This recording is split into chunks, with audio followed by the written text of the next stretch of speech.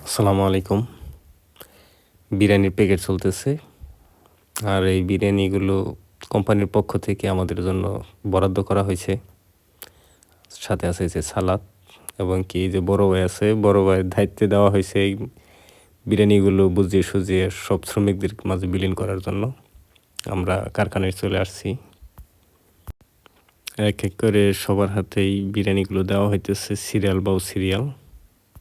আর এই বিরিয়ানিগুলো মূলত কোম্পানির পক্ষ থেকেই খাওয়ানো হইতেছে। কারণ হলো এই কাজগুলো অনেক পরিশ্রমের কাজ।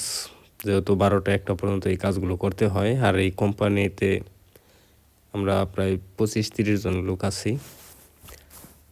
আর প্রতিদিন এরকম একভাবে পরিশ্রম করতে, করতে আমাদের ওয়েল্ডার ভাইয়েরা অনেকটা ক্লান্ত হয়ে গেছে। কারণ ১২টা ১টা পর্যন্ত ডিউটি করার পরে আসলে তখন আর শরীর ঠিক থাকে না। তাই কোম্পানির সিদ্ধান্ত নিয়েছে আজকে আমাদেরকে বিরিয়ানি খাওয়ানো হবে। তাই কোম্পানির পক্ষ থেকে এই বিরিয়ানির আয়োজন করা হয়েছে। বিরিয়ানিগুলো মূলত আসলে হোটেল থেকেই কিনে তারপরে খাওয়াইতে হইতেছে। দেখ আমার বিরিয়ানিটা পেয়ে গেলাম আমি হাতে। যখন সমস্ত ওয়েল্ডার ভাইয়েরা আপনার একলগে অনীহা জানানো হয়েছে যে আমরা এত পরিশ্রম কাজ এইভাবে করতে পারবো না। ১২টা ১টার মতো রেগুলার কাজ করা সম্ভব না। তখন কোম্পানির থেকে ডিক্লেয়ার আসছে যে তোমরা কাজ করো, সমস্যা নাই।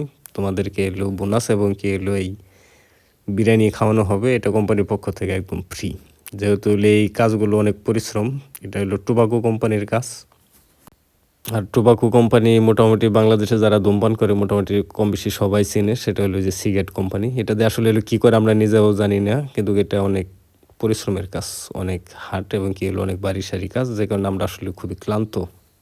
আর এই খাটগুলো মূলত বাংলাদেশের বিভিন্ন জেলায় চলে যাবে। যে সমস্ত জেলায় এই টোবাকো কোম্পানির তামাক পাতা তৈরি হয়, যে জায়গায় তামাক পাতা আপনার উৎপন্ন হয়, সেই সমস্ত এলাকায় চলে যাবে আর কি এগুলো। বিরিয়ানিটাও মাশাআল্লাহ অনেক ভালো আছিল এবং কি যে প্যাকেটে বিরিয়ানিগুলো দিছে, এক প্যাকেট বিরিয়ানি আমার পক্ষে খাওয়া অনেকটা কষ্টকর হয়ে গেছে।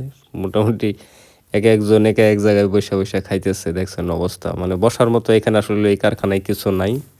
ইনি হলেন ইঞ্জিনিয়ার, দাঁড়ায় খাইতেছেন। মোটামুটি সবাই কেউ বইসা কেউ দাঁড়ায় এইভাবেই। এখানকার সিস্টেমই এরকম। যাই হোক বিরিয়ানি খাওয়াটা আসলে খুবই ভালো হয়েছে।